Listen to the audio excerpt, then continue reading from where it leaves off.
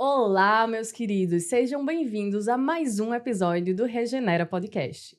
Como vocês podem ver, estamos de cenário novo novamente, porque eu não podia deixar de entrevistar uma pessoa muito especial que está aqui conosco. Antes de mais nada, deixe seu like, se inscreva no canal e envie e compartilhe esse conteúdo com mais pessoas, que vão poder ser tocadas também no fundo de sua alma e coração. Como podem ver, hoje eu estou sem Marcos Túlio. Por motivos de trabalho, ele não pôde se juntar a nós. Mas vamos falar de um tema muito importante. Uma pergunta que todo mundo deveria se fazer. Se Jesus estivesse aqui nos dias de hoje, andasse entre nós, no meio dessa correria, das redes sociais, na vida real, de lutas, distrações e angústias, será que eu, aceitaria segui-lo? Essa é uma pergunta não muito simples, porque aceitar Jesus é mais do que crer nele ou se encantar com a sua grandiosidade. Aceitar Jesus é um convite de transformação da vida, para como nós enxergamos os nossos próprios conflitos e também como nós tratamos as outras pessoas. Então, no século XXI, se Jesus te perguntasse, você o seguiria? E quem vai nos ajudar a responder essa pergunta é nada mais, nada menos do que a querida Sandra Borba. Seja muito bem-vinda, Sandra. Obrigada, Thaís. É uma alegria estar aqui e aproveitar para falar sobre Jesus. E Jesus nos dias atuais é, sem dúvida nenhuma, animador. Então, teremos, com certeza, momentos muito gratificantes aqui nesse podcast. Não tenho dúvida disso. E eu sempre começo com a pergunta central. Sandra, na sua opinião bem sincera, se Jesus chegasse hoje, pessoa física humana encarnado, no pleno século XXI, você acha que a palavra dele seria bem aceita? Olha, eu vou lhe dizer primeiro que ele correria um grande risco de vida. A história se repetiria, pelo visto. Provavelmente a história se repetiria, né? Mas com certeza Jesus, na atualidade, em pleno milênio, né, atual, ele provavelmente, acredito, ele teria outras formas de chegar, né?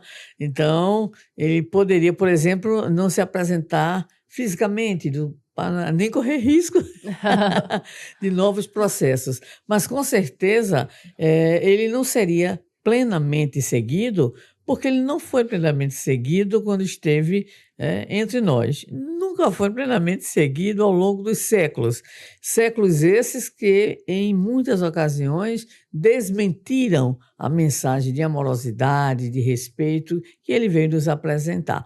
Então, eu penso hoje, e você que me escuta, vejam bem, eu acho que Jesus hoje estaria Facebook, Instagram, fazendo podcast, né? Então, ele também utilizaria, porque quando nós nos debruçamos sobre um estudo acerca de Jesus, nós vamos ver que ele lançou mão dos recursos da época, o que, por analogia, nos faz pensar que ele lançaria também mão dos recursos que aí estivessem e estejam e ainda estarão. A gente vai ver cada dia uma revolução científica, tecnológica e na área da comunicação. Então, eu acredito que ele traria a mensagem. Eu não consigo, sabe, Thaís, imaginar como seria. Eu sei que seria por redes, né? Certeza absoluta. Ele utilizaria redes, ele estaria também andando, sob o ponto de vista dele mesmo, se ele estivesse encarnado mais uma vez entre nós, ele estaria exatamente também nos dando o contato, porque ele usava muito contato, não era somente virtual, entre aspas, né? Não seria só virtual. Agora, a sua mensagem, ela permanece, mesmo com tudo aquilo que os homens fizeram, de deformação da sua mensagem, ela continua, em especial com aquilo que hoje nós identificamos a grande contribuição da doutrina espírita, especialmente com a obra O Evangelho segundo o Espiritismo, que pega o ensino de Jesus. Então, esse ensino de Jesus, o ensino moral do Cristo, ele está na base, vamos dizer assim, de toda uma filosofia de vida que contempla o ser humano em sua grandeza.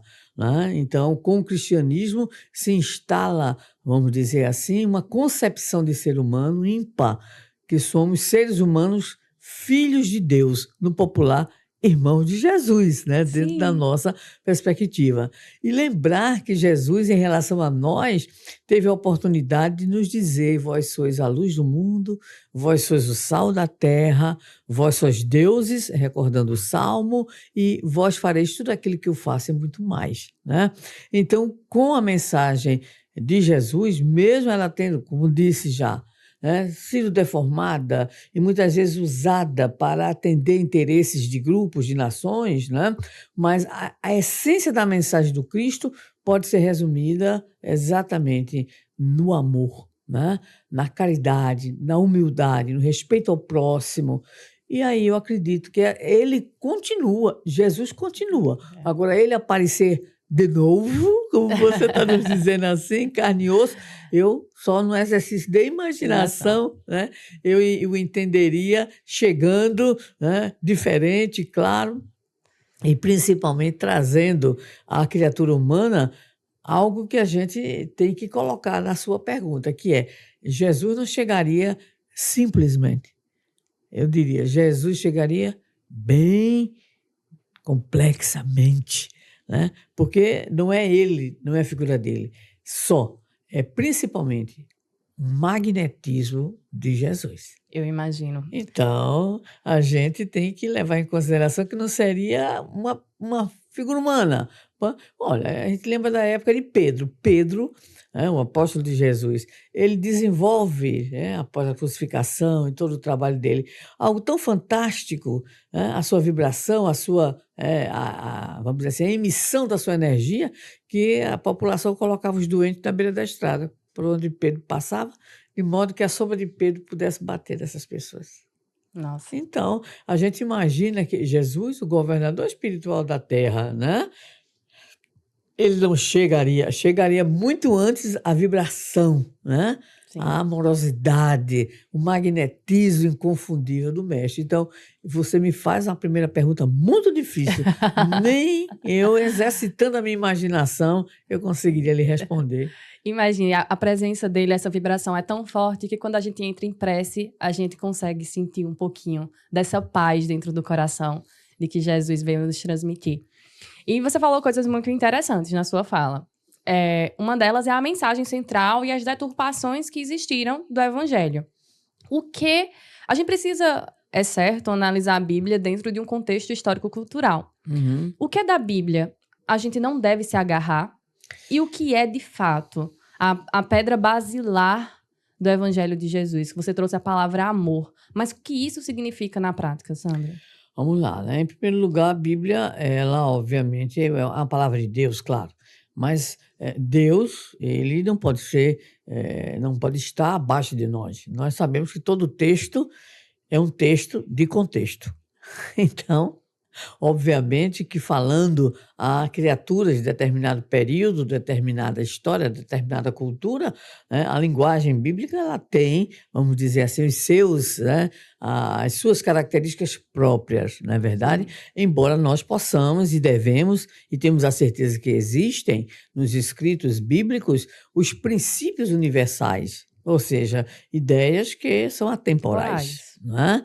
Tudo bem, mas por exemplo, nós vamos encontrar no Novo Testamento o próprio Mestre Jesus contestando umas posturas, vamos dizer assim, muito vinculadas à letra, como é, por exemplo, a questão do sábado, né? Sim. Quando ele vai nos indagar. Mas espera aí, né? O homem foi feito para o sábado? O sábado foi feito para o homem, porque ele curou em dia de sábado. E no próprio texto evangélico nós temos a letra mata e o espírito vivifica. Como nós sabemos, por todos os estudos da área da linguística, né, que o texto ali está, cada um terá a maneira de ler, de interpretar, de ver. Eu morro de rir assim quando eu leio, morro de rir assim, com todo respeito, né? Tá lá, se teu olho for motivo de escândalo, arranca-o. Aí a gente está querendo saber quantos estão arrancando, né? Não é. Eu não estou vendo ninguém arrancar. Arranca. Se tua mão é motivo de escândalo, arranca. Então, o que ocorre é que nós temos que ter essa compreensão. Claro que a Bíblia é a palavra divina, claro, mas claro que Deus não é menor do que nós, aquelas palavras são contextualizadas também, estão em Isso. determinado momento, e mesmo, né, quando nós vamos para o Novo Testamento, a mensagem muito mais universal de Jesus, ela merece de cada um de nós uma meditação, uma reflexão. Você pergunta, quais as grandes bases? Os estudiosos acerca do cristianismo consideram que, dentre tudo aquilo que Jesus falou, temos que destacar 2 pontos. O primeiro ponto, a nova concepção de Deus.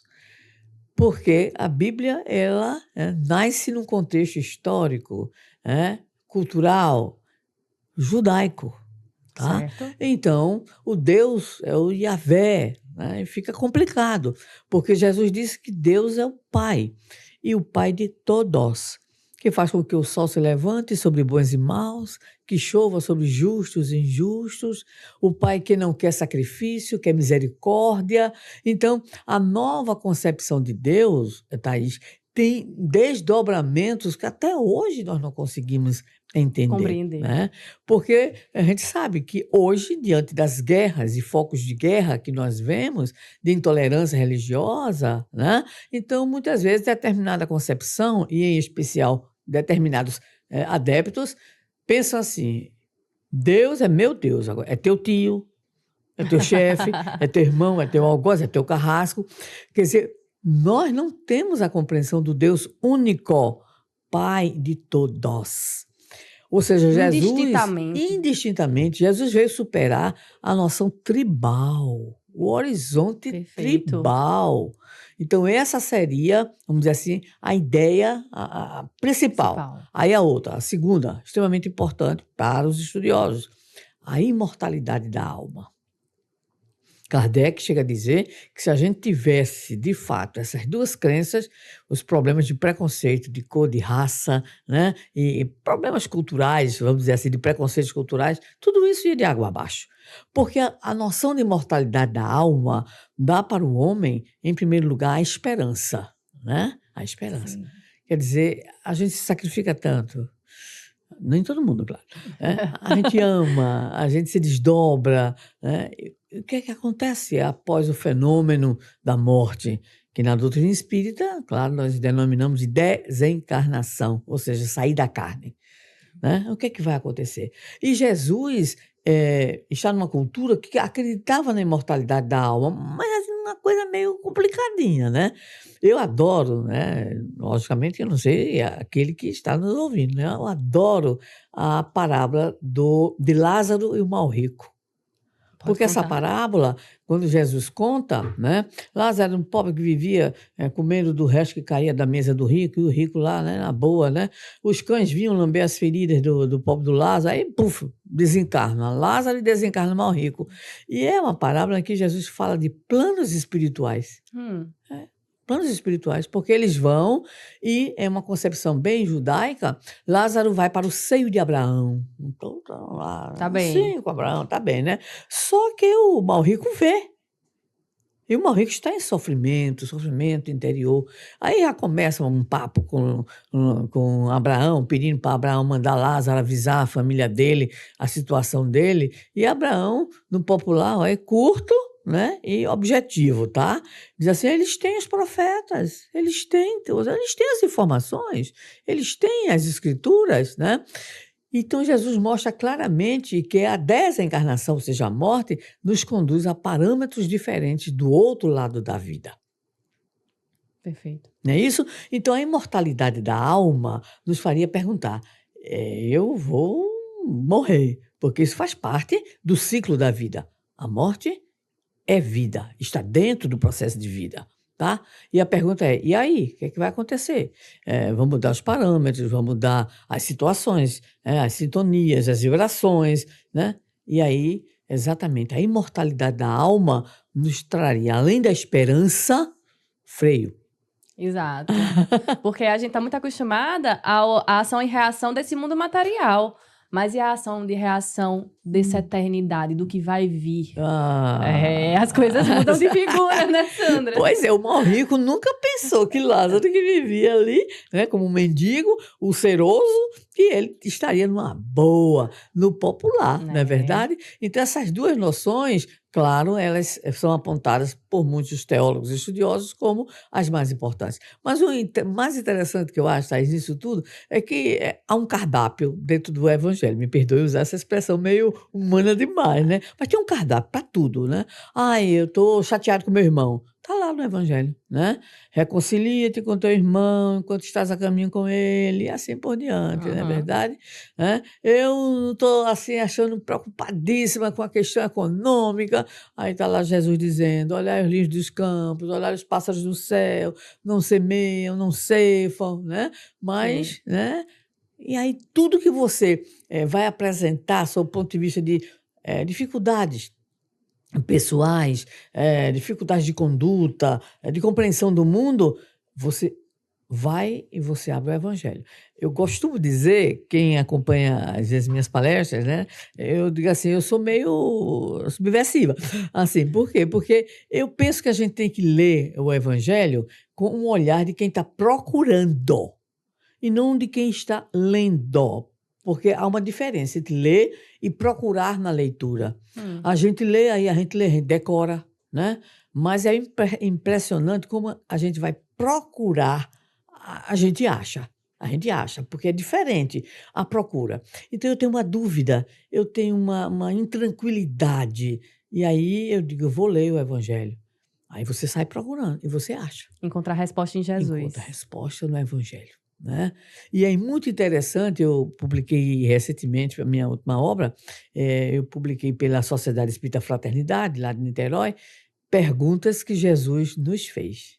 Olha, Então, eu levantei, são quase 100 perguntas. nossa. Então, eu situei 20 e escrevi 20 capítulos que constituem a obra, né?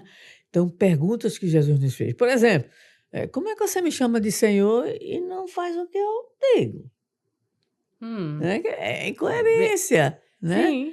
É? Foram curados 10 portadores de hanseníase, né? 10, volta um. Hã. Aí Jesus diz, mas não foram 10? Ou seja, cadê a gratidão? Né? Que buscais? Né? O que tendes? Tá? Jesus para Pedro, olha que coisa interessante. Pedro, tu me amas? Sim, senhor, eu te amo. Você como que responde? Né? Feijão com Amo, arroz, amo. macaxeira com carne de sol. Ah, Pedro, filho de Jonas, tu me amas? Ô Senhor, tu sabes que eu te amo. Prestou mais atenção. Simão, tu me amas? Como Jesus dissesse assim, tu tens certeza, ô criatura? E ele já aborrecido, Senhor, tu sabes que eu te amo. Aí Jesus diz para ele, apacenta as minhas ovelhas. Porque Jesus diria a ele, quando ele estivesse convertido, ele apacentaria as ovelhas. Pergunta, isso já é no fim, quase próximo à crucificação. Ele não estava convertido? Não, porque a conversão é diferente de ter informações, de acompanhar, de seguir com todo respeito. O que nós vemos hoje é aqueles que seguem, aqueles que dizem conhecer, que dizem servir, mas são muito poucos os convertidos no mundo inteiro. Porque a conversão é uma revolução da alma. Perfeito. Né? É uma revolução da alma. E aí o evangelho é esse repositório de sabedoria. É perdão, é indulgência, é compreensão, é humildade, né? É olhar o outro, sabendo que o outro é diferente, mas é meu irmão. O Acolhendo. evangelho é o evangelho da inclusão. Perfeito. Jesus inclui mulheres, crianças, jovens. João, quando o seguiu, tinha 17 anos, era adolescente, inclusive dentro das nossas normas, né? Assim, né, sob o ponto de vista das organizações de saúde. Então, o que ocorre? Jesus elogia um centurião romano que vai lhe pedir ajuda para curar o seu servo. E Jesus diz: nem em Israel eu vi tamanha fé. Então, essa manifestação do Cristo de apresentar o cardápio, né, divino, ele é tão interessante essa postura dele, que ele vai nos dizer, por exemplo, numa parábola que pouca gente, às vezes, presta atenção, chama-se a parábola do reino. Não é a parábola de bodas, aquela que vai convidar e os convidados não Não querem. Não é aparece. aquela, não. É aquela quando Jesus diz: e muitos virão do Oriente, do Ocidente, do Setentrião e do meio-dia para o festim do reino. A mensagem de Jesus é universal.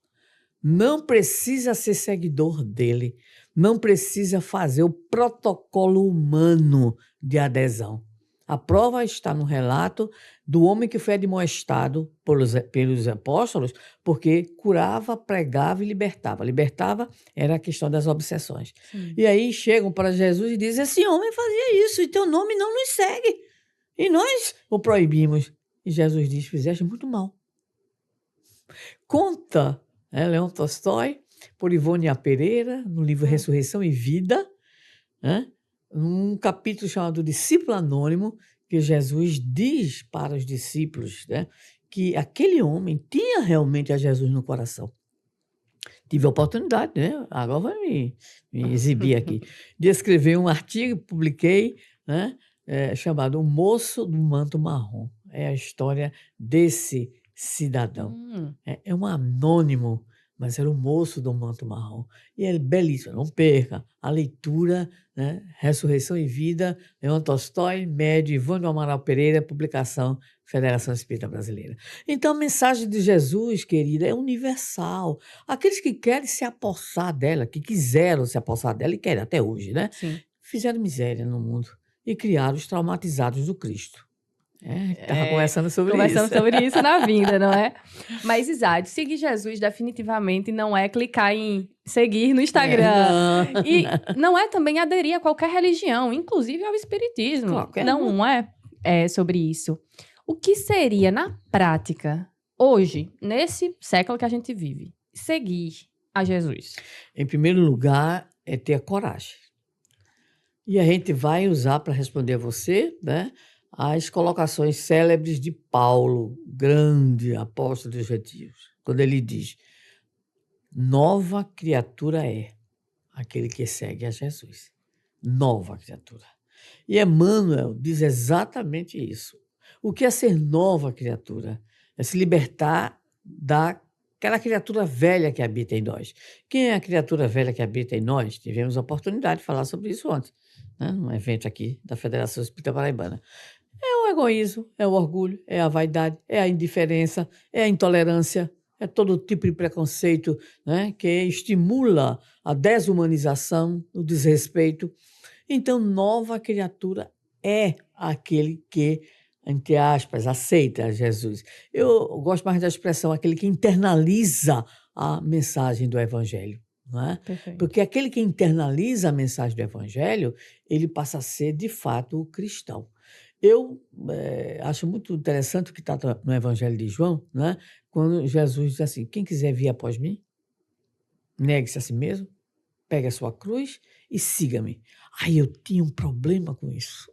Ainda bem que eu também tenho vários problemas, às vezes, com passagens do Evangelho. Que ótimo, vamos juntar nossos problemas.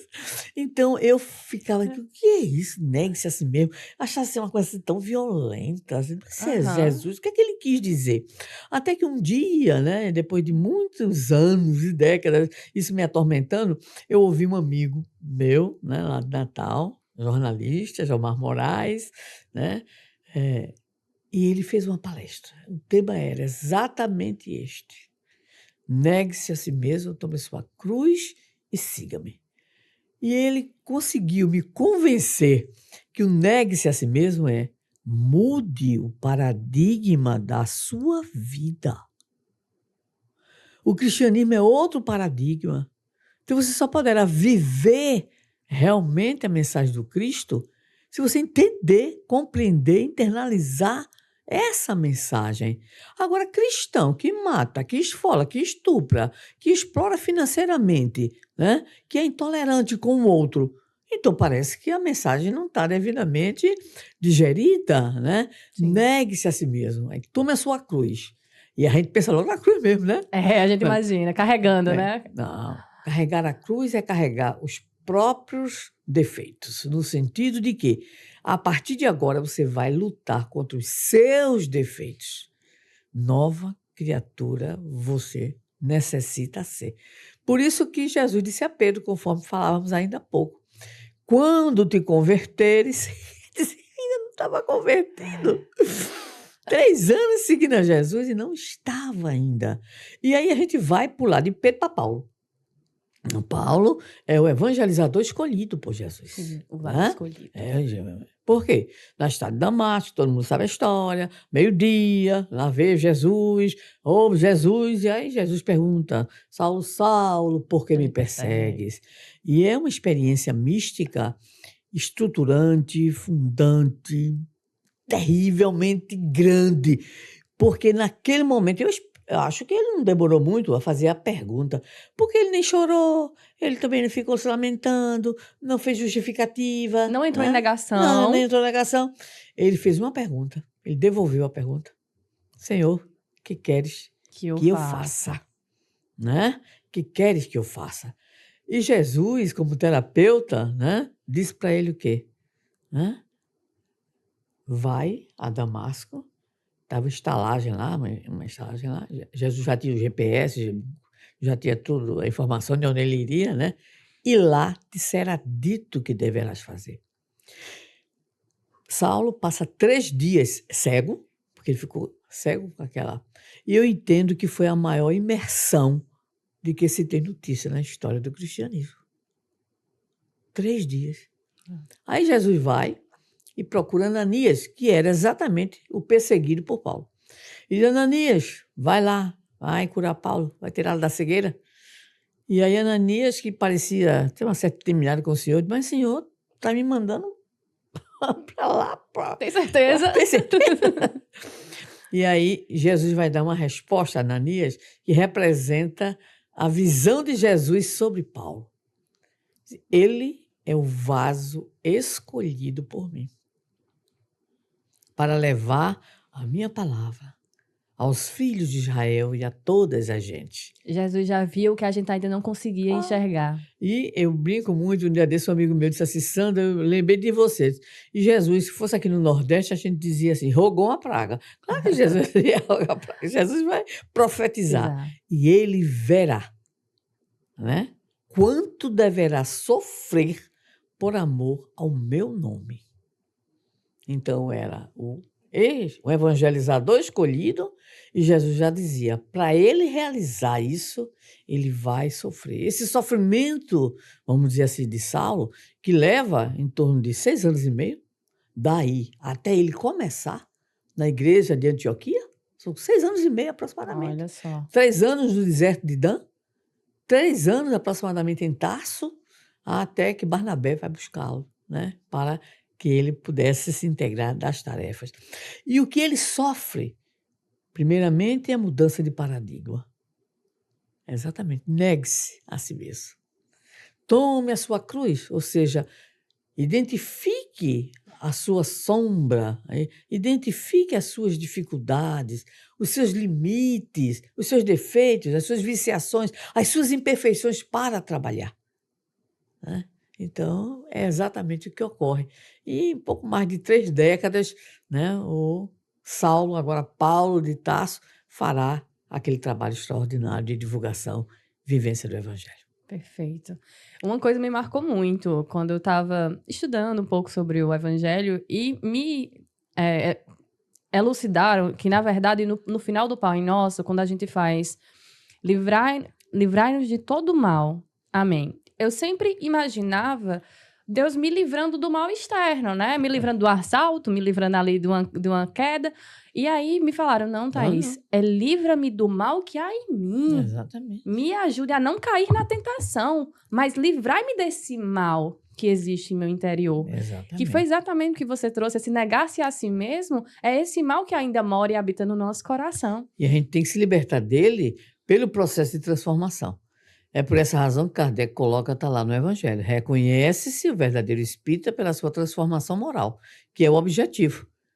Pelos esforços, que é o método, de combater as más inclinações, que é o conteúdo a ser removido. Então, é apenas um parágrafo perfeito, né? Esse processo de transformação moral. Então, a sua pergunta, vivenciar praticamente o Evangelho, é essa revolução interior que nós temos que fazer de transformação íntima a serviço, preste atenção, primeiramente de nós mesmos, Está lá o mandamento. Amarás ao próximo como a ti mesmo. Nós deveremos nos amar. E nos amar significa nos libertar desse mal. Nos fazer luz, não é verdade? Então é a partir daí que essa luz, como o próprio Jesus vai dizer, está lá também no Evangelho, ninguém coloca a candeia debaixo do alqueire, não se esconde uma cidade edificada sobre um monte, ou seja, aquela luz que brota, nasce, que surge em você, ela se espalha. Então o nosso grande papel, diz Emmanuel, no mundo de hoje, a nossa grande necessidade é nos fazermos luz. Perfeito. Luz íntima, porque essa luz íntima vai se espalhar e vai exatamente, né, fazer com que a luz chegue. Então, ser hoje cristão no mundo é ser luz. Ser luz significa, nos seus ambientes, você fazer o seu melhor. O seu melhor. É a melhor criatura, é na família, é na vizinhança, é na instituição, é na sociedade, é nas redes sociais, que está aí, né? A gente com tanta confusão nas redes sociais e o Papa, né, canoniza um adolescente, né, Carlo Acutis, né, exatamente vinculado à internet. Um exemplo do uso positivo da internet, como o nosso podcast Regenera, né, Exato. levando a você que nos acompanha a mensagem de luz e libertação do Evangelho à luz da doutrina espírita. E aí, você colocou essa questão de ser luz na vida dos outros. E eu vejo muitas pessoas que se dizem cristãs quererem impor, né, na vida do outro aquilo que elas acreditam ser o correto e a mensagem do Cristo. E por muitas vezes, essa imposição se torna preconceituosa. Eu não vou aceitar que você faça isso, porque eu não vou ser conivente com alguma escolha pessoal de alguém. E assim, então, como é que a gente pode ser luz na vida do outro sem ser... mas sendo acolhedor, sendo amor, e não sendo imposição, não querendo colocar as nossas verdades sobre o outro. Porque eu acho que existe uma grande diferença entre a nossa verdade e, de fato, a essência do Evangelho. A gente ainda tem um certo véu, um certo filtro de Instagram, que é o nosso ponto de vista. Que toda vista é a vista de um ponto. Exatamente. Então, essa interpretação que a gente coloca e quer colocar de goela abaixo, como a gente diz aqui, para as outras pessoas, como é que a gente pode ser luz na vida do outro? Em primeiro lugar, entendendo que você é uma individualidade com direitos e o outro é outra individualidade com direitos. Então, o nosso grande problema, Thaís, é porque a gente só vê o lado da gente, né? A gente não consegue ver o lado do outro. E o Evangelho é o Evangelho da tolerância e o Evangelho da inclusão. Como dizia ainda há pouco, o maior elogio que Jesus faz não é aos judeus, é a um centurião romano. Nem em Israel eu vi tanta fé. Quando ele narra, o que eu também me reportei, a parábola do reino, quando ele diz, muitos virão do Oriente, do Ocidente, do setentrião e do meio-dia para o festim do reino, e vós estareis fora. Vós estareis, aliás, fora do reino, vocês não entram. Paulo dizer que não é a fala, não é o rótulo, não é o protocolo, não é a adesão formal. Ou vive ou não vive. É quando os judeus perguntam a ele, mas como, Senhor? Vivemos contigo, convivemos contigo, comemos contigo, né? Viveste nas nossas praças ensinando. E Jesus diz, aquele que faz o bem a um desses pequeninos, esse é meu irmão. Ou seja, o critério do Cristo, e está lá também no Evangelho de João, nisto reconhecerão os outros. O verbo diz que se trata dos outros. Que sois os meus discípulos, se vos amardes uns aos outros. Mas não é só amar aquele que é o igual. Porque o próprio mestre vai dizer, amai os vossos inimigos, fazei o bem aos que vos odeiam, orai pelos que vos perseguem e caluniam, o outro. Então, a nossa grande dificuldade, entendo, Thaís, entendo, né, com respeito a você que pensa diferente, é que, né, o outro tem a liberdade, o outro tem o seu caminho de Damasco, o outro tem a sua visão. E eu não posso, enfiar a goela abaixo, né? Eu não posso impor. Agora, não existe nada mais importante. A palavra, ela explica, mas está lá em uma das obras de André Luiz, que eu não me lembro, mas o exemplo arrebata. Então, é o exemplo que arrebata, né? Então, se você Diz assim, olha, eu quero que fulano aceite a Jesus, então faça o seguinte, seja, né, luz, como dizia Paulo na carta aos Filipenses. Ele dizia, Jesus é a luz do mundo e nós somos luzeiros no mundo. O que é ser luzeiro no mundo? É o que você pode fazer de melhor. Agora, sem invadir a liberdade do outro. Por que é que Jesus disse? Não vim destruir a lei. Exatamente. Eu respeito. Não veio destruir a lei divina que Moisés trouxe, que os profetas comentaram. Então é preciso, em primeiro lugar, usar aquele que é, na nossa opinião, o valor básico do Evangelho, né? Falei que o princípio por excelência é o amor. Agora, a base está no respeito. Porque se eu não tiver respeito, nem sei amar.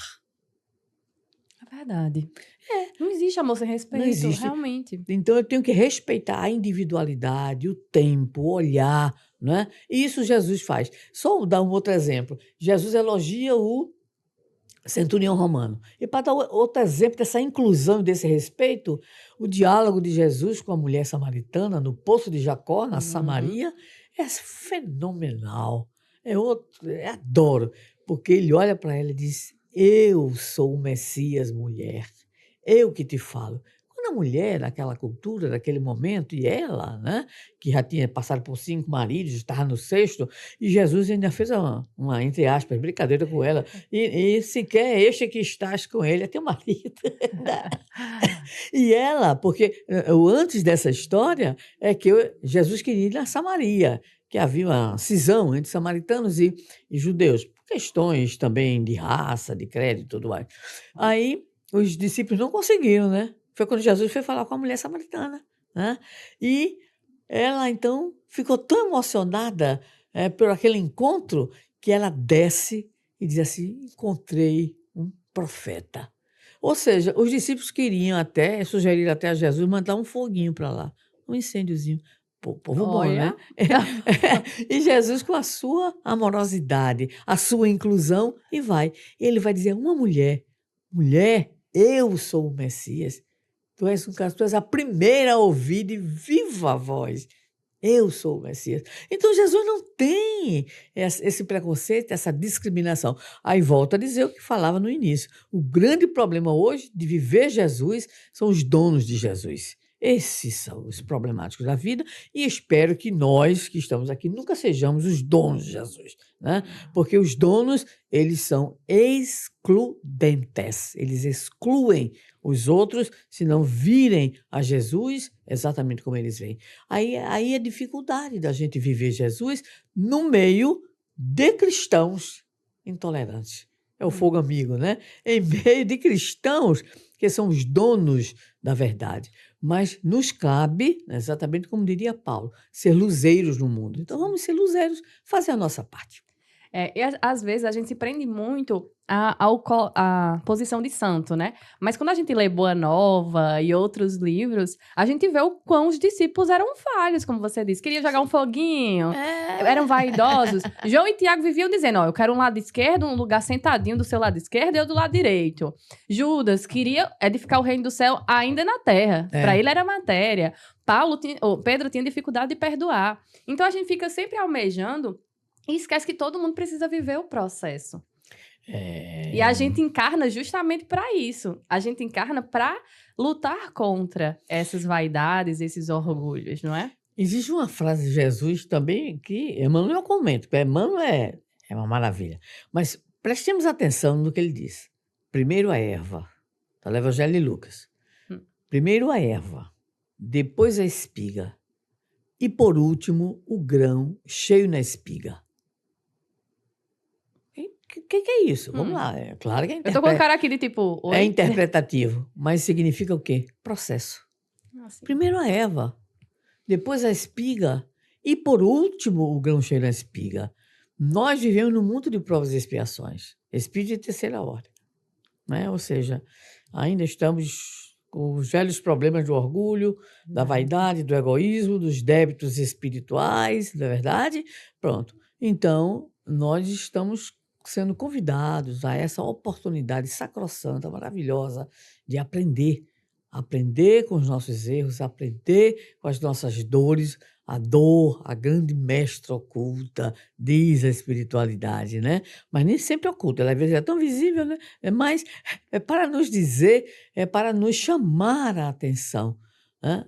Eu penso muito que quando Jesus recorda o Salmo e diz, vós sois deuses, se não me engano, o Salmo 32, salvo o melhor entendimento, que tique e teco às vezes aqui se misturam, né? Quando ele diz, vós sois deuses, ele está querendo nos dizer da nossa essência. E o grande problema também nosso, Thaís, é porque nós negamos a nossa própria essência. É difícil se sentir digno disso. Por quê? Porque é muito mais fácil a gente dizer assim, eu sou do jeito que eu sou. A gente chama de síndrome de Gabriela. Eu nasci assim, eu cresci assim, né? Eu sou sempre assim. E tem gente que tem um prazer de dizer, eu sou o que eu era 20 anos atrás. Menino, que falta de noção. Porque até o corpo, salvo algumas células, ele muda, né? Nós vivemos em mudança. O devir, ou seja, o vir a ser é a nossa característica, né? De seres humanos, individualmente falando e coletivamente falando. Agora, a negação em nós da luz, o resultado é tudo aquilo que nós conhecemos de desastroso para a criatura humana. Eu vou dizer o que um amigo meu muito querido, Bruno, um beijo para você, né? Ele diz assim, olha, excesso de passado, ansiedade. Aí a criatura se acaba. Excesso, né? Aliás, ansiedade não, angústia. Excesso de passado, angústia. É carregar o fardo, né? Excesso de presente, estresse. Excesso de futuro, angústia. Aí é tudo doente, né? É tudo doente, porque algum excesso desse.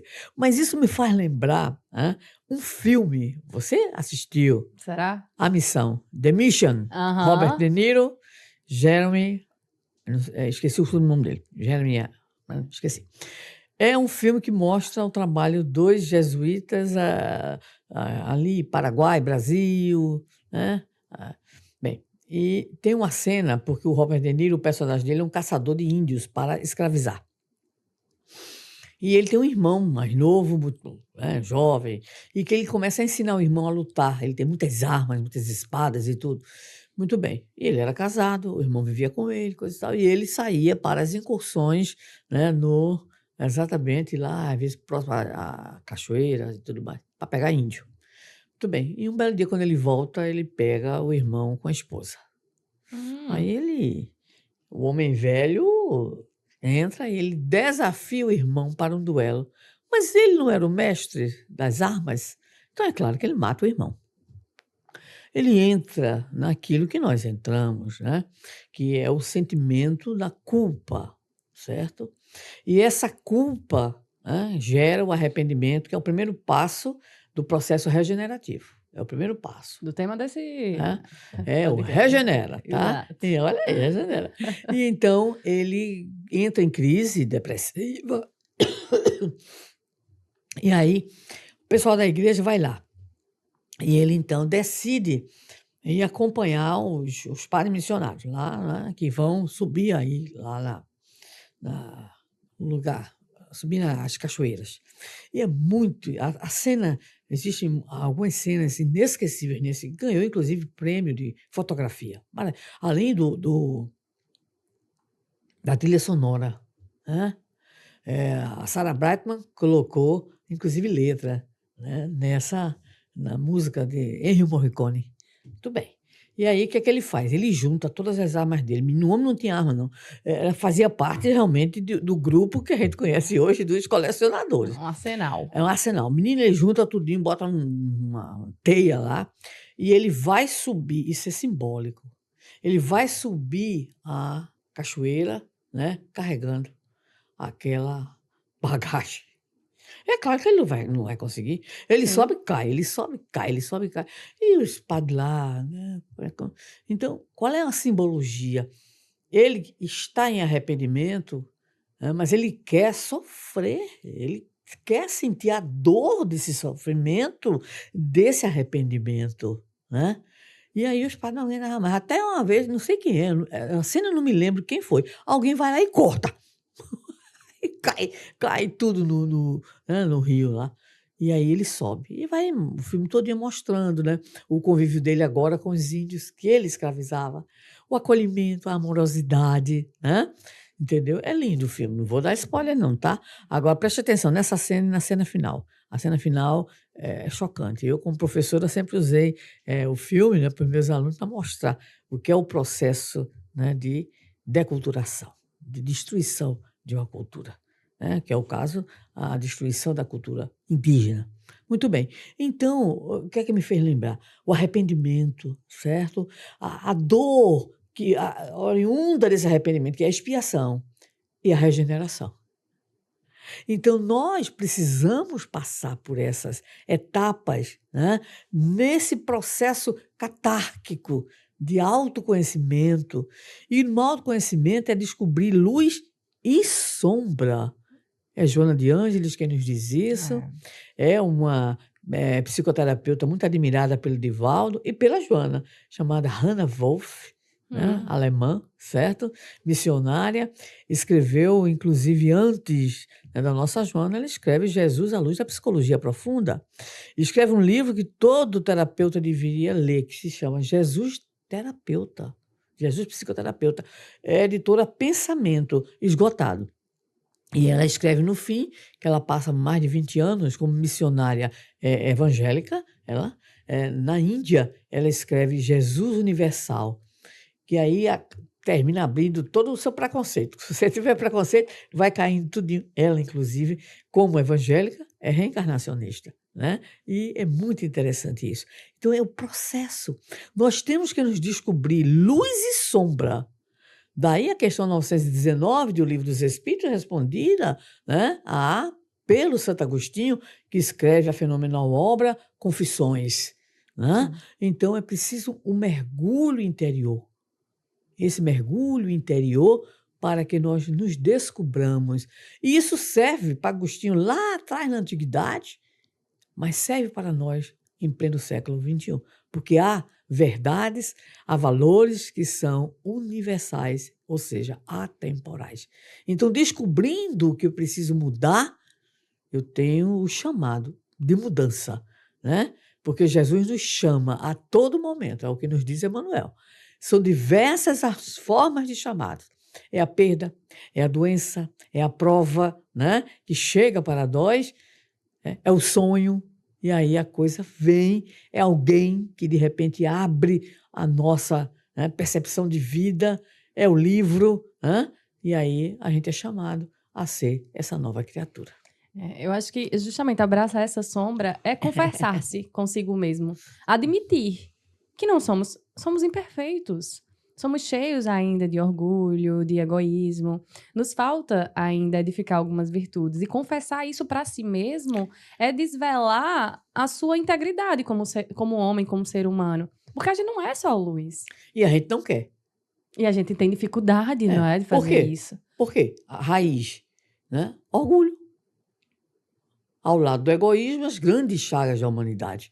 Então, a gente às vezes não quer admitir uma besteira, um erro na relação familiar. A gente fez uma besteira, a gente deixou a toalha molhada em cima da cama. A gente não aceita. E é verdade. É exatamente isso. E aquilo que a gente não aceita acaba nos dominando. Esse é o grande problema. Porque aquela sombra invisível, se você não vê, se você nega, quando vê, ela já dominou e é ela que está regendo toda a orquestra. Muito bem, muito sábias as suas palavras.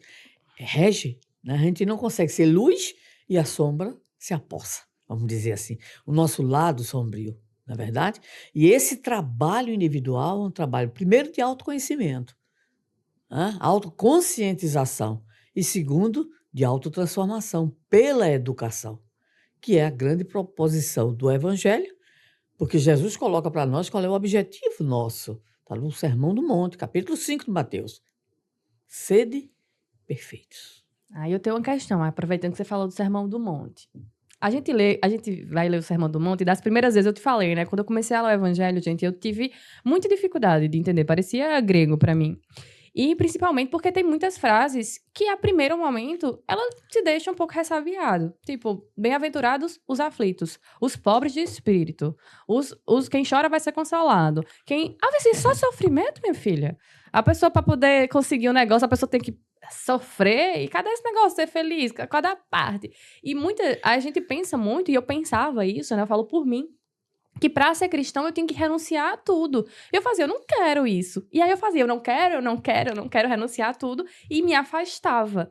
Então, assim, o que a gente precisa renunciar a tudo? O que é ser pobre de espírito? O que é ser aflito e tá... Eu preciso ser triste mesmo? Eu preciso sofrer? É isso, Sandra? Olha, é contraditório. Porque a palavra evangelho significa boa notícia. E boa Pois é, notícia isso aí não tá me soando boa, não. E boa notícia é alegria. Já pensou? Eu chegar aqui e comunicar para você, olha, o salário mínimo vai para R$ 4.000. Aí eu dizer, o salário mínimo vai para R$ 4.000. Não existe. Então, evangelho é alegria. Tá. Agora, qual é a grande dificuldade, Thaís? E, obviamente, eu também passei isso, muitos passam e passarão. É porque é preciso ter a complementação, né, do pensamento. Então, observe que Jesus começa o seu grande discurso, né, que é o discurso por excelência de Jesus, o Sermão do Monte. Quem quiser ler, Mateus 5, 6 e 7. Muito bem. Ele começa logo, bem-aventurados os que choram, porque serão consolados. Bem-aventurados os pobres de espírito, porque deles é o reino dos céus. E assim vai, não é verdade? Mas veja bem, é preciso saber, primeiramente, quem é aflito de verdade. Então, por isso que o evangelho, ele requer mais elementos de reflexão. Não é bem-aventurado o aflito, porque será consolado. Ai, quebrei minha unha. As dandoca. Eu quebrei minha unha, que tristeza, que infelicidade. E vai ser consolado porque a unha quebrou? Quer dizer, que aflição é essa? A gente tem que parar para pensar. Porque nem todos os aflitos serão consolados. Tem gente que é aflito porque não ganhou o direito na loteria como queria. Tem uns que ganham milhões e acabam. Recentemente eu li, não sei quem que ganhou, não sei, um prêmio imenso aqui no Brasil, e com pouquíssimo tempo, menos de 3 anos, acabou tudo, deu fim a tudo. Aí vai ser consolado? Tá difícil ser consolado, né? Então, bem-aventurados os aflitos porque serão consolados. Bem-aventurados os pobres de espírito, de respeito aos humildes. O sentido, e aí vamos pegar o nosso Severino Celestino, prata da casa paraibana, né? Maravilhoso. Ele me chama de minha tapioquinha, eu me sinto, né, um luxo com isso, tá? Obviamente por essa brancura exagerada. Aí, o que é que ocorre? Bem-aventurados os humildes, porque Jesus faz, e muita gente não gosta, um discurso extremamente social. Sim. E de crítica social. E muitos que têm, né, porque é claro que a gente entende que houve quem usasse determinadas coisas para os seus fins políticos e financeiros, e de opressão, e de exploração, tá? Mas o discurso de Jesus é um discurso social. Não tem como. Não tem. E esse discurso social diz respeito, em especial, a uma visão de equidade, de igualdade. Mas naquela época ninguém conseguiria pensar nisso, né?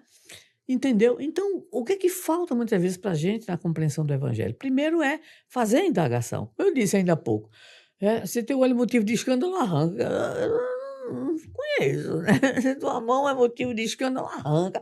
Eu não conheço, então alguém interpretou que não era exatamente assim. E uma coisa importante, Thaís, é que o evangelho, mais de 50% do evangelho, ele é em linguagem simbólica. O que é que isso significa? Que eu tenho que buscar os significados. Então, muito do que Jesus colocou para nós é objetivo, é direto. Por exemplo, não tem nada mais objetivo, né, do que esse princípio do direito a cada um, segundo as suas obras. E agora? Eu não vou pagar pelo meu filho vai pagar por mim. Mas está aí a multidão que pensa que a gente está pagando. Eu estava conversando, lá fui eu cortar os cabelinhos para poder vir para Paraíba, e a minha cabeleireira, ela é evangélica, né? Então, ela começaram lá uma discussão, ela e outra, que a manicure, que também é evangélica, e a questão de que a gente está pagando por Eva. Ah, sim, ai, Né? Jesus Cristo. Aí eu digo, pois é, interessante, né? Ela sabe que eu sou espírita, sabe que eu ando. Vai viajar para onde? Ela mesmo me pergunta, né? E eu disse assim: pois é, a situação é tão interessante, né? A gente está pagando por quem? Por Eva. Claro, tinha que ser por Eva. O discurso é machista, né? Aí a outra disse assim: mas eu li não sei aonde que a questão não foi Eva, foi Adão. Eu disse, não tem problema, se foi Adão, se foi Eva, a gente está pagando pelo outro. Pergunta-se, eu brinco com elas, pergunta-se: seu filho vai pagar por você? Você gostaria de pagar pelo seu pai, pela sua mãe? Não. Então, vamos lembrar Jesus que dizia: sendo maus como sois, porque Jesus também pegava. Às vezes Às ele vezes dava. ele dava, né? O tufo. Sendo maus como sois, sabeis dar boas coisas, quanto mais o vosso Pai que está nos céus. Então é preciso aprender a ler, a interpretar, né? Então o sofrimento, claro que o sofrimento faz parte da vida, porque a criança ao nascer já sofre. Para começar a mamar, já sofre, não é verdade? A respirar, já sofre. A andar, já sofre, não é verdade? Mas é porque existem dores e dores e dores. Então é preciso que a gente tenha uma compreensão mais dilatada. E para essa compreensão mais dilatada, Thaís, é preciso tempo. Preciso tempo. Então, quando Jesus diz para nós, bem-aventurados os aflitos, porque serão consolados, né? Para uns é porque tem que ter resignação. Tem que ter resignação. Deus lhe escolheu para você sofrer. Aí você diz assim, meu Deus, por que não escolheu outro, né? E aí a gente fica numa situação, como você disse, a gente não entende. Então, é preciso entender o mecanismo de certas dores para nós. E aí, embora esse conteúdo esteja em todas as tradições religiosas, culturais da antiguidade, foi só o Espiritismo que trouxe com a compreensão bem mais ampliada de uma lei, né, chamada lei de causa e efeito, que está vinculada ao livre-arbítrio e ambas vinculadas a uma lei maior, que é a lei da responsabilidade. Traduzindo, lei da palingenesia ou reencarnação. Que os primeiros grandes doutores da igreja, como Orígenes, por exemplo, defendiam como hipótese, né? Era reencarnácio. E foi combatido, os discípulos dele, logicamente, divulgaram. Depois, os concílios consideraram como heresia, mas era exatamente, ele entendia que se a alma não consegue atingir um estágio de perfeição, como Jesus disse, ser perfeito, numa vida não dá. Então teria que ter outras existências. A vida é uma só, as existências são múltiplas. Isso está na Pérsia, no Egito, na Índia, em tradições de grupos gregos, romanos, né? E aí, certo?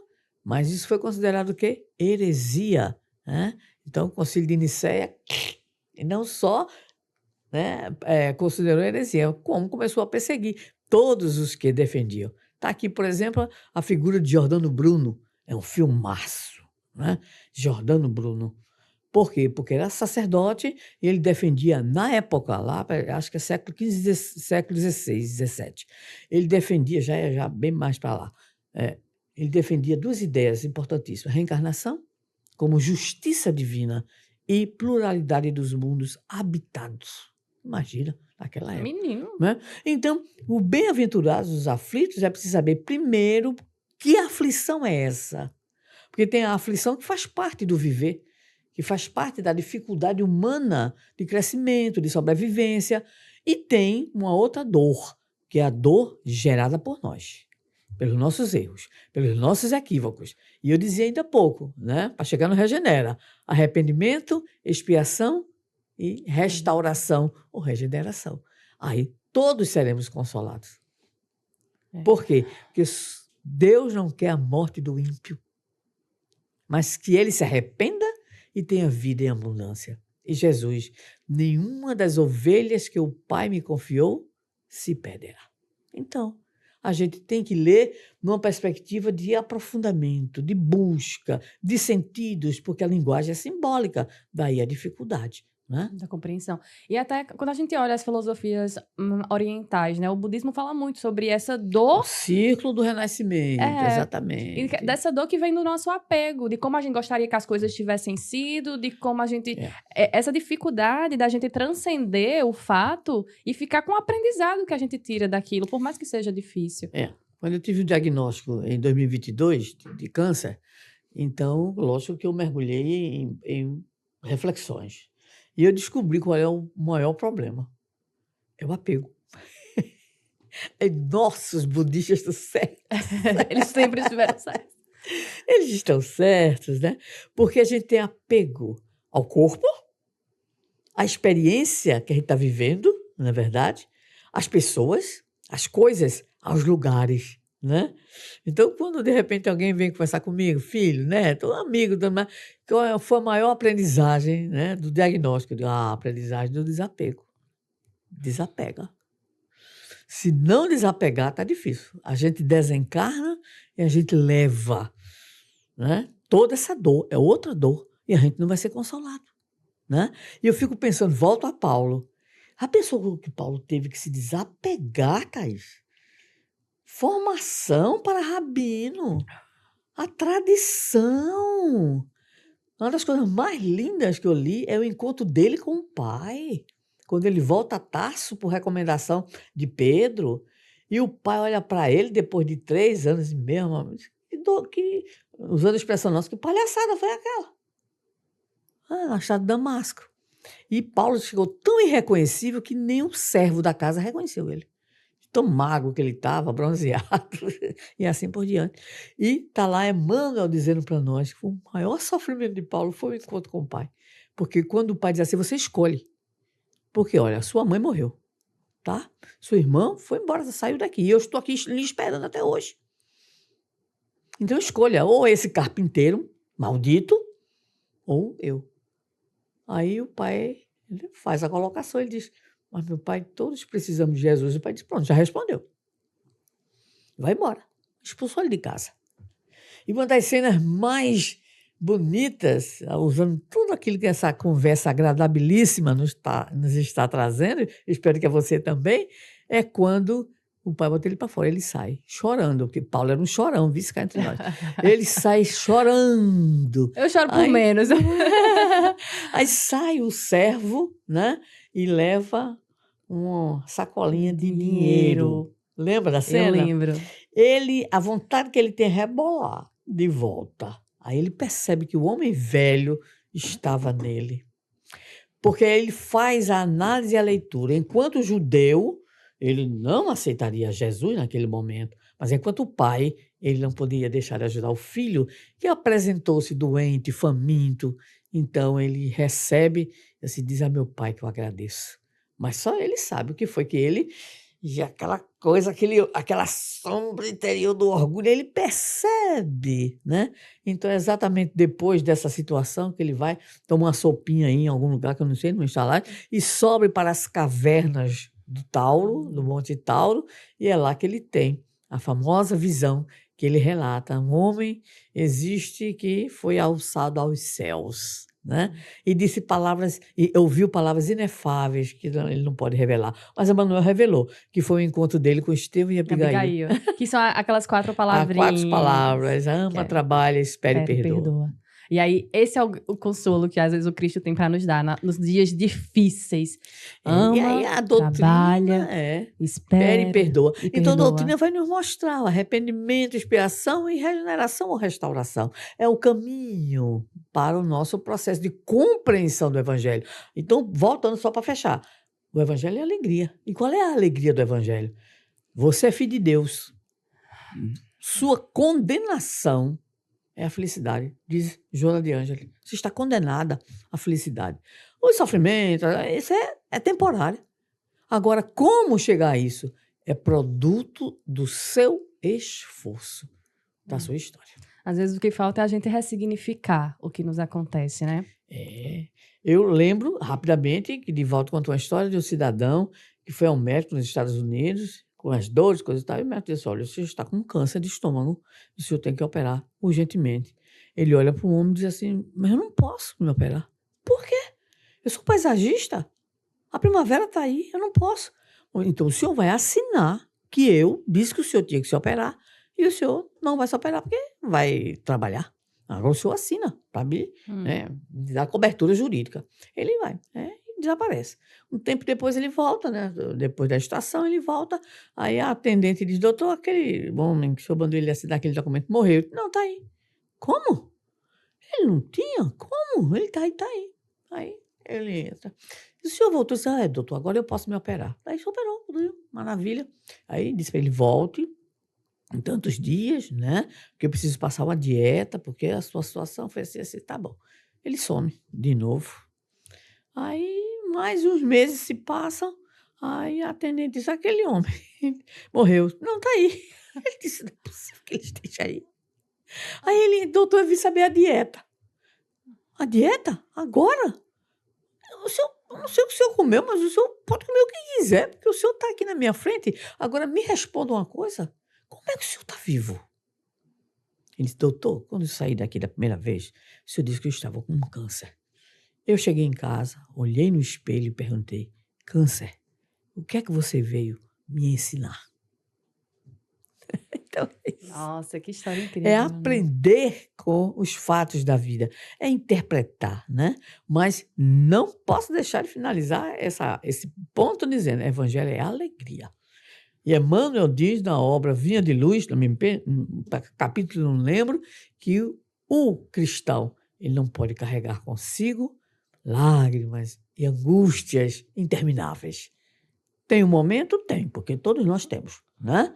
Mas supera, né? Então regenera, supera. Eu recebi uma mensagem há um pouco mais de um ano atrás que dizia que cada mágoa seria sarada e transformada em joia de aprendizado. Ai, que lindo. E aí, naquele momento, eu fiquei olhando aquela mensagem, não conseguia ter tanta clareza, até que eu descobri uma filosofia japonesa que ela exalta a aceitação da realidade como ela é. E ela tem uma terapêutica chamada Kintsugi, que é um artesanato onde você remonta vasos, peças de cerâmicas quebradas. Com uma cola com pó de ouro. E aquele vaso que era igual a todos os outros, passa a ser único e uma obra de arte. E não é por causa do ouro que contém nele, é por causa da história que ele conta. E aí, quando eu li isso, eu fiz... Gente, todos nós somos um vaso. Invariavelmente, nós vamos quebrar, porque a vida quebra a gente em pedaços maiores ou menores. É verdade. E aí, a gente tem à nossa frente uma oportunidade de fazer um vaso novo, cheio de história, de arte, de valor, ou de chorar pelo vaso antigo. E que se a gente trouxesse para a mesa um vaso antigo e um vaso totalmente único, que vaso você escolheria? Quase todo mundo queria o vaso único, mas quem está disposto a pagar o preço desse vaso? E aí, quando eu descobri essa filosofia, fez todo sentido a mensagem que eu recebi. Que essas mágoas que a gente vive, elas são oportunidades da gente se transformar em uma joia de muito valor. Tudo depende de como a gente encara a vida. Ponto de vista. Perfeitamente. Não é isso? É isso aí. E a gente tá chegando ao finalzinho. Eu queria só que você falasse onde a gente pode encontrar as tuas obras, porque eu quero muito ler, principalmente essa das perguntas de Jesus. Eu fiquei muito interessada nesse livro já. Eu queria que você falasse onde as pessoas podem encontrar as tuas obras, em que sites. Eu tenho 7 obras. Eu conto mentiroso, mas é isso mesmo. Eu acho que é isso mesmo. São 3 infantis, né? Uhum. Mais a minha primeira obra de 2009, Reflexões Pedagógicas à Luz do Evangelho. Posteriormente, eu tenho Cotidiano em Reflexões Espíritas e Educação em Foco. Essas 6 obras publicadas pela Federação Espírita do Paraná, com direitos autorais assegurados da Federação Espírita do Paraná. E tem uma obra, essas perguntas que Jesus nos fez, que é publicação da Sociedade Espírita da Frater, que é a editora Fraternidade da Sociedade Espírita Fraternidade lá de Niterói, né? E eu estou devendo o segundo livro, que é Perguntas que Fizemos a Jesus. Já fiz o levantamento, né? Já fiz a seleção e estou esperando a sua prece para que eu consiga né, sentar e escrever. Estou meio indisciplinada, né? Nesse sentido, né? Então, é uma trilogia, na verdade. Perguntas que Jesus nos fez, perguntas que fizemos a Jesus e diálogos libertadores. E eu tô devendo, tô Não, com você essa corra dívida. atrás, porque eu tô bem interessada em ler. Acho que vai ser muito transformador. E Federação Espírita do Paraná, Livraria Mundo Espírita, aqui mesmo, a Federação trouxe todos os livros agora no evento, que eu achei muito bonito, que faz, a gente às vezes viaja, o pessoal nem se preocupa, porque pensa que a gente vai sair para vender. Eu não sou vendedora de livros, né? Aham. É estranho essa colocação, essa compreensão. Mas aqui na Federação, na Livraria da Federação Espírita Paraibana tem, Também que se eles estavam encontra. com todos. Perfeito. É. Então, quem está aqui na Paraíba já sabe que encontra na nossa livraria da Federação Paraibana Gente. Espírita. E quem não conseguir, A- acredito que em outras O federações. Amazon tem. Agora ficou fácil, né? Todo mundo tem acesso à Amazon. E esse podcast, Sandra, ele não seria possível sem os nossos colaboradores, né? A gente Claro. é um podcast sem fins lucrativos. Nossa missão é divulgar a doutrina, mas principalmente consolar corações que estão aflitos em casa, precisando de uma palavra como a sua, de muita beleza, de muita luz, para realmente trazer esse consolo que o Jesus prometeu aos aflitos. Então, eu queria agradecer a Colinas Engenharia, no nome de Ibson, nosso grande parceiro, que proporciona que esse trabalho aconteça. Agradecer também à Lupa Livraria, nosso amigo, apoiador, e as outras doações anônimas que recebemos de amigos e familiares que fazem esse projeto permanecer de pé e assim continuar fazendo sua missão nessa seara do Cristo. E para fechar, eu sempre fecho com uma mensagem sua. O palco é seu. Você pode olhar para a câmera e falar para as pessoas. Traga realmente o que você quer deixar de todo esse nosso diálogo, dessa nossa conversa. O momento é esse. Fique à vontade. Você, seus parceiros, vocês são luzeiros no mundo. Vocês estão espalhando luz, né? E nós vivemos, meus queridos amigos, irmãos e aqueles que nos assistem, um momento muito difícil. É um momento que, na tradição da literatura espírita, é um momento de transição planetária, de mundo de provas e expiações, muito complexo, para um mundo de regeneração, onde o mal parece estar vitorioso. É engano, é ilusão, é porque ele faz estardalhaço. Então é preciso que nós tenhamos aquilo que está nessa logomarca do Regenera Podcast, que eu amei, que é um símbolo usado pelos espíritos, que é exatamente a videira, o cachinho de uva, e está ali a nossa Thaís, né? Colocou aí um talozinho, né? A palavra fé. Mas não a fé inoperante. O primeiro passo, rapidamente, é blindar a própria alma. Porque a gente vive um momento do estresse da informação, do problema de você buscar as verdades, e as polarizações, as manipulações estão aí. Guerras, rumores de guerras, né? Promessas de guerra. Então é preciso blindar o coração na esperança, e eu traria 2 colocações de Jesus para encerrar essa agradabilíssima conversa com a Thaís, né? Primeiro é Jesus nos dando um choque de realidade. No mundo tereis aflições, mas tende bom ânimo, eu venci o mundo. Aí você diz assim, tu, Senhor, que és o Senhor, e eu. E ele vai dizer para nós, né? Vinde a mim, todos vós que vos achais aflitos, sobrecarregados, e eu vos aliviarei. Tomai sobre vós o meu jugo e aprendei comigo, que sou manso e humilde de coração, porque suave é o meu jugo e leve o meu fardo. Vamos carregar o nosso fardo com fé, com esperança, e com certeza que nesse mar tumultuado em que estamos nesse momento, Jesus permanece no leme. Muito obrigada, Thaís. Eu que agradeço. Gratidão é o que eu posso mais falar para você. Foi maravilhosa essa conversa. Gente, escutem as palestras dessa mulher. Sempre muito, muito amor, muito conhecimento, muito acolhimento nesses olhos que sabem amar, assim como o do Cristo. E vocês, até o próximo encontro. Muito obrigada. Até mais.